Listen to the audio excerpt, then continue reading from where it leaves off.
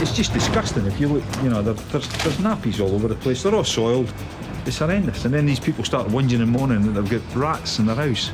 Well, of course you've got rats. What do you expect?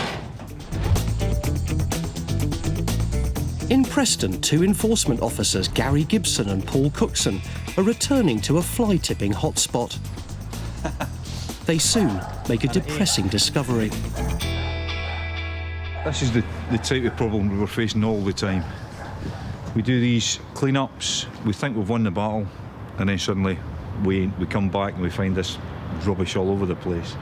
It's a never-ending saga, to be honest, and this is what we end up with.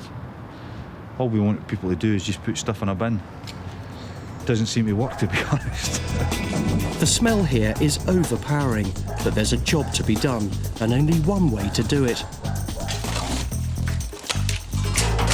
It's obvious that whoever dumped it couldn't even be bothered putting it in black bags.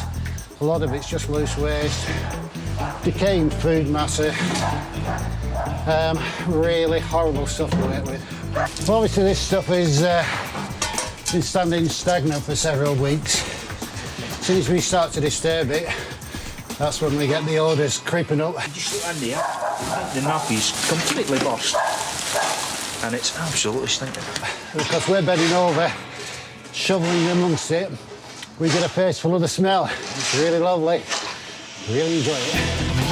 I mean that's more nappies in there, and the weight in that is incredible.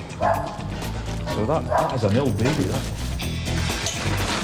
The alley is gated, which means some of the residents here, many of them transient, have been dumping on their own doorstep. Sadly, this veteran filth fighter has seen it all before. There was an alleyway around about here. We used to have somebody who used to change their baby on the first floor, open the window and throw it out in the alleyway. And it was splattered all over the place. It was incredible. For Gary, familiarity breeds contempt. And it's just disgusting. If you look, you know, there's nappies all over the place. They're all soiled. It's horrendous. And then these people start whinging and moaning that they've got rats in their house.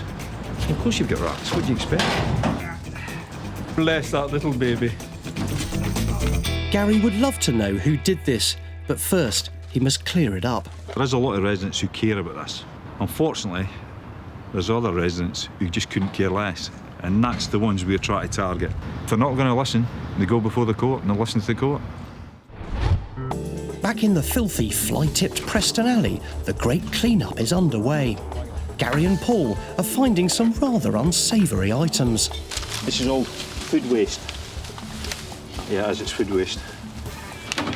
That's why we've got rats as big as cats. It's absolutely horrendous. I don't think that's cream soda in there, do you? Well, I wouldn't like to taste it, to be honest. These are quite recent deposits in the alleyway, and hopefully some idiot resident has left some evidence in the bag for us to find. This isn't just a clean-up operation. Gary and Paul are ex-policemen, and they know all about gathering evidence.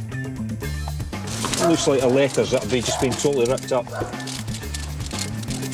It's maybe a bit into 2 small pieces, but we'll take that. And a bit of luck, we can put it back together again. We'll see. We quite often find things that might be useful, such as carpet cuttings. Obviously, we're going to start knocking on some doors and asking people if they know anything about the rubbish. If they've got a similar carpet to that in the hallway, brand new carpet, then they've got some questions to ask when we start looking at the offcuts that we've taken possession of. This crime scene may be the result of the actions of only a few, but many are affected. There's a lot of nice people living around here who are just fed up of this constant abuse of the alley. This crime scene may be the result of the actions of only a few, but many are affected. The idea had been that by gating the alley, children could play here safely. Gary and Paul would love to see that happen, but they're not holding their breath. To be honest, I've no doubt it'll happen again. There's no doubt in my mind. But what can you do? You know, just have to keep trying. And there's another reason that fly tipping is a source of frustration. It's a real shame when you look at a lot of the stuff that's going in those bins. A lot of it could have been recycled. Unfortunately, people don't want to, just take that little bit of time to do the recycling. It ends up in landfill. And this is what we're trying to get away from, really desperately trying to get away from putting stuff in landfill. The sea of squalid residents' rubbish has been no picnic for Gary and Paul, but it's the taxpayer who'll foot the bill. As Gary resets the bins in hope, it's time for a quick once-over with a Preston feather duster.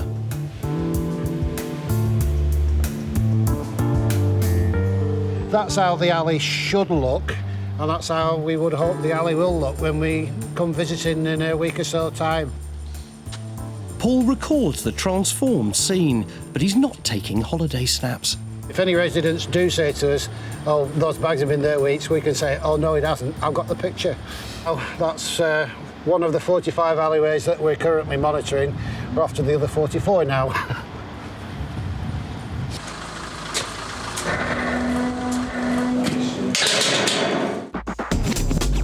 At best, graffiti can be an art form, but more often than not, it's just another form of urban filth. This latest effort in Lewisham has attracted interest, but not from the art crowd. My name's Stuart Grant. I'm the graffiti team manager for Lewisham. We've had a report of a large amount of graffiti. This particular graffiti is just basic general vandalism. We've called the blast team out to come down and get rid of it as soon as we can. And here comes the Lewisham blast team. Julie Ball. Victor Worsfold. How long do you reckon that'll take? About 10 minutes, mate. Yeah? Yeah. Good stuff.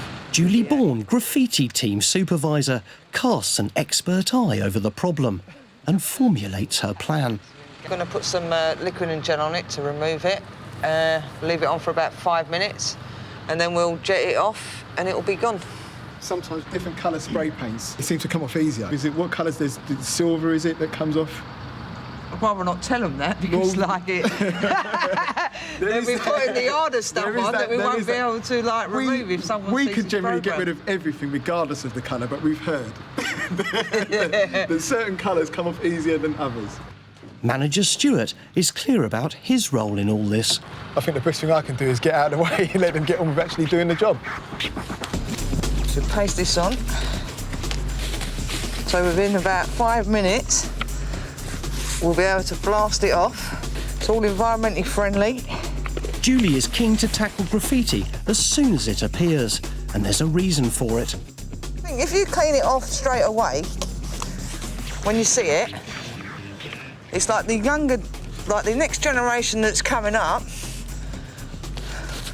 won't want to do it because they're not seeing it.